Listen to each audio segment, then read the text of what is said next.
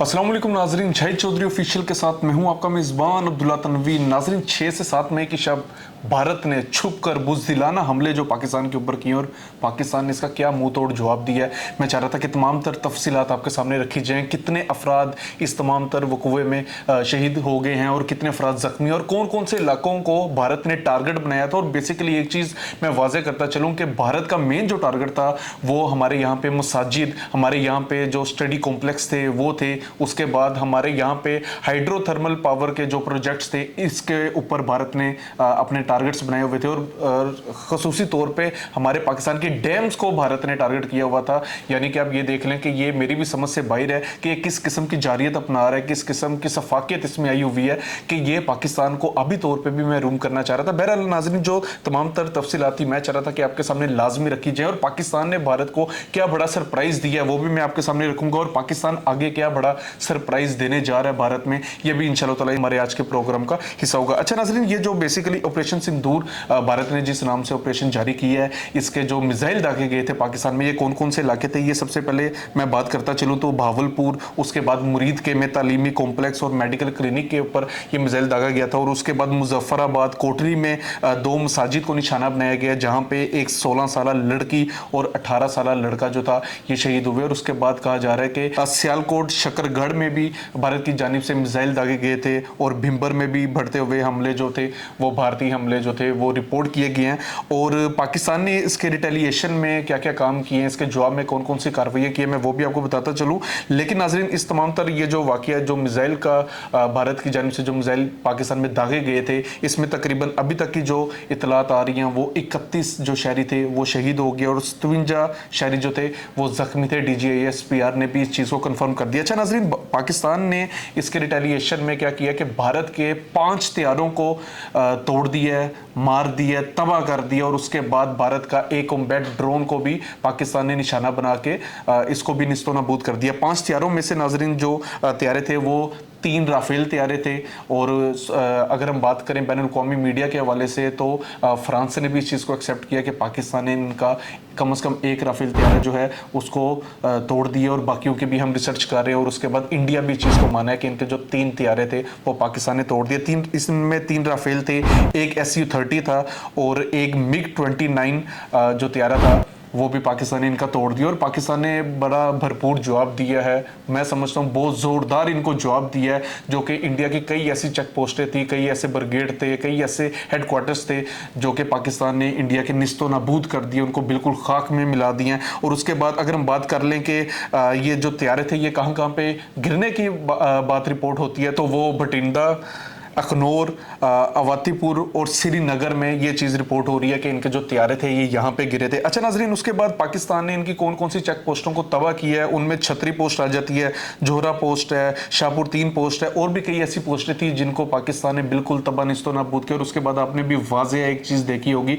कि भारत की जानिब से सफ़ेद झंडा लहरा दिया गया था। और मेरे नज़दीक अगर ये इस तरह की सिचुएशन में आ चुके हैं, बौखलाहट में आ चुके हैं कि ये पहले अटैक करते हैं उसके बाद सफ़ेद झंडा लहराते हैं, मैं भी यही समझ रहा हूँ कि आज से भारत का जो झंडा है उसका जो कलर है बिल्कुल चेंज हो चुका है। आज से भारत का जो झंडा है वो सिर्फ और सिर्फ एक सफ़ेद रंग का बन के रह चुका है। अच्छा नाजरीन, उसके बाद पाकिस्तान में खुसूसी तौर पे मैं कहना भी चाहूँगा कि जहाँ पे इन्होंने मेन चीज़ को टारगेट किया था, जहाँ पे ये चाह रहे थे कि हम इस चीज़ को लाजमी तोड़ दें, वो था basically Neelum Jhelum hydro power project structure, यानी कि नौशहरी डैम को ये इन्होंने टारगेट किया था। लेकिन भारत के बहुत से मिसाइल ऐसे थे जो कि अपने हदफ में पहुँचने से पहले ही नाकारा हो चुके थे। लाइक भारतीय मिसाइल जो थे वो चलाते साथ ही ठूस हो गए थे। और उसके बाद कहा यह भी जा रहा है कि तकरीबन 75 से 80 भारतीय एयरक्राफ्ट थे जिन्होंने पाकिस्तान में स्ट्राइक की थी, पाकिस्तान में वो हमला करना चाह रहे थे।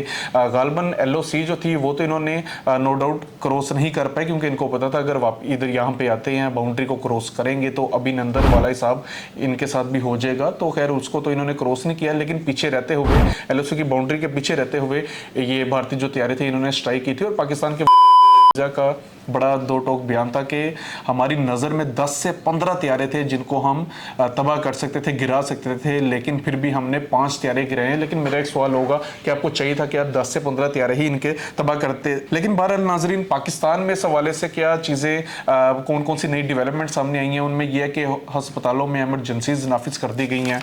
और उसके बाद आपने देखा होगा कि हमारा जो यहाँ पे पिंडी आ जाता है, उसके बाद इस्लामाबाद है, इस तरह के जो हसास मुकामात हैं, हसास शहर है, वहाँ पे टोटली ब्लैकआउट कर दिया गया है। यानी कि रात के टाइम बिल्कुल लाइट्स ऑफ की जा रही हैं और करवानी भी चाहिए, क्योंकि जिस तरह की इस वक्त सिचुएशन जा रही है तो काफ़ी मैं समझता हूँ कि तशवीशनाक सिचुएशन इस वक्त जा रही है। और इंडिया में आप अगर देखें तो इंडिया के हवाले से मुझे काफ़ी हंसी भी आती है कि पहले ये लोग खुद अटैक करते हैं और उसके बाद वहाँ पे ऐड चलाते हैं, इश्तेहारात चलाते हैं, वहाँ पे मॉक्स ड्रिल्स करवाई जा रही है इनकी जानिब से। छोटे छोटे बच्चों को टेबल के नीचे घुसाया जा रहा है, कभी बताया जा रहा है कि अगर आपके ऊपर हमला हो जाता है तो आपने किस तरीके से बचना है। तो यहाँ से वाज़ेह नज़र आ रहा है कि ये खुद ही अटैक करते हैं, उसके बाद खुद ही बौखला जाते हैं। और भारत का इस वक्त काफ़ी बड़ा नुकसान हो गया, तकरीबन इनका अरबों खरबों में इनका नुकसान हो गया, क्योंकि इनके जो राफेल तैयारे थे वो काफ़ी महंगे तैयारे थे। अगर हम इनके नुकसान के हवाले से बात करें तो इनके जो 3 राफेल तैयारे जो तबाह हुए हैं, पाकिस्तान ने तोड़ दिए हैं, तो एक ही कीमत तकरीबन $288 मिलियन बनती है, यानी कि 81 अरब रुपए बनते हैं। और 3 की कीमत आप समझ लें कि 243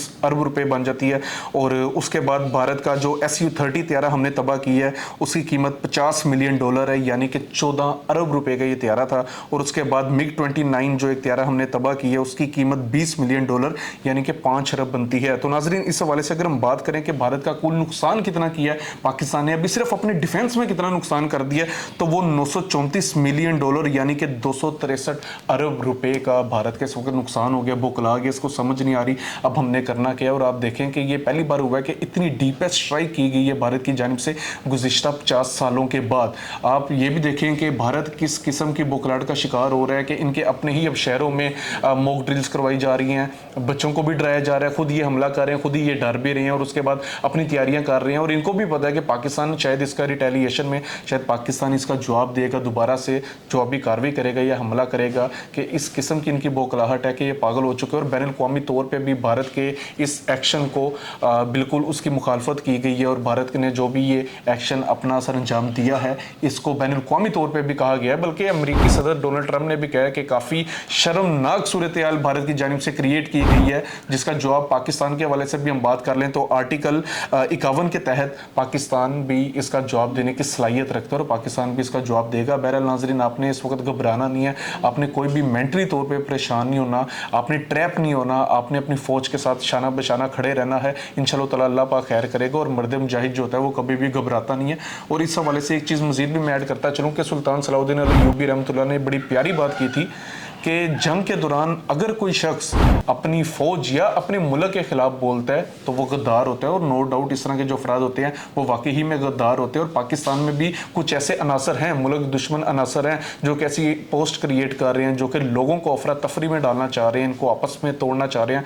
आपने इस हवाले से बिल्कुल नहीं आना। और आपने इस तरह के अफराद और इस तरह की अगर आप पोस्ट देख रहे हैं तो लाजमी साइबर विंग या FIA में आपने रिपोर्ट करनी है, ताकि इनके ऊपर भी तहकीकात की जा सके। क्योंकि ये भारत का नो डाउट एक बहुत ही होचा और बहुत ही गिरा हुआ प्रोपेगेंडा है जो कि पाकिस्तान के खिलाफ इस्तेमाल किया जा रहा है। बहरहाल नाज़रीन, ये वो तमाम तर तफसीलात थी जो कि मैं चाह रहा था आपको बताऊं। और मजीद भी एक लेटेस्ट जो खबर थी इस हमले के बाद भारत के, वो ये था कि भारत के 25 एयरपोर्ट्स जो हैं वो भारत ने बंद कर दिए हुए हैं और इस वक्त वहाँ पे पूरी हंगामी सूरत हाल बर्पा कर दी गई है। नो डाउट पाकिस्तान में भी ऐसा ही है, लेकिन अभी भी हमें अपने अल्लाह से बड़ी उम्मीद है और हमें पता है कि हम इसका इंशाल्लाह ताला जो भी जवाब देंगे बड़ा बेहतरीन अंदाज में देंगे। क्योंकि DGISPR ने भी ये बयान जारी कर दिया है कि पाकिस्तान के एक एक शहीद के आखिरी खून के कतरे तक का जो बदला होगा वो हम भारत से लेकर रहेंगे। और हमारे यहाँ पे जो वज़ीर आज़म है उन्होंने भी दो टोक बयान जारी किया था इस हमले के बाद कि भारत का जो भी भारत की जानिब से जारहाना कदम उठाया जाएगा, हम उसका 10 गुना ज़्यादा यानी कि 10 गुना ज़्यादा संगीन